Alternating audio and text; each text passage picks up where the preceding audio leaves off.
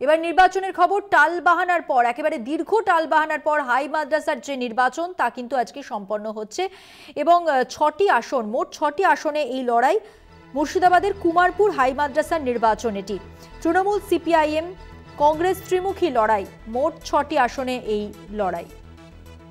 মুর্শিদাবাদের কুমারপুর হাই মাদ্রাসার নির্বাচন, দীর্ঘ টালবাহানার পর এই নির্বাচন আজকে হচ্ছে। মোট ৬টি আসনে লড়াই চলছে। তৃণমূল, সিপিআইএম, কংগ্রেস ত্রিমুখী লড়াই চলছে।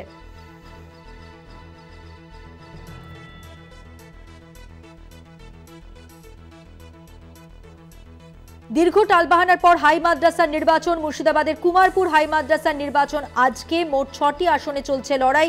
তৃণমূল, সিপিআইএম, কংগ্রেস ত্রিমুখী লড়াই এটি।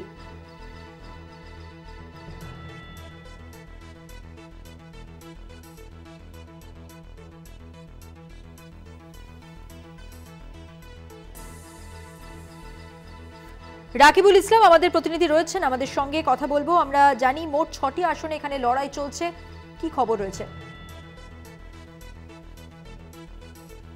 বেশ একটা টালবাহানা ছিল, তারপরেই বিরোধীরা অর্থাৎ রাজ্যের শাসক বিরোধী দল তারা কিন্তু একটা আইনের পথে হাঁটে। তারপরেই রাজ্যের যে সুপ্রিম কোর্ট আছে একদমই, অর্থাৎ শেষ পর্যন্ত যেমনটা আমরা বলছিলাম যে দীর্ঘ টানাপোড়েনের পর এই নির্বাচন আজকে সম্পন্ন হচ্ছে। কথা বললাম আমাদের প্রতিনিধি রাকিবুল ইসলামের সঙ্গে।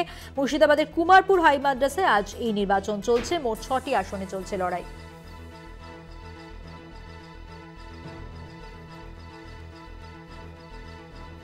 তৃণমূল, সিপিআইএম, কংগ্রেস ত্রিমুখী লড়াই হচ্ছে এখানে।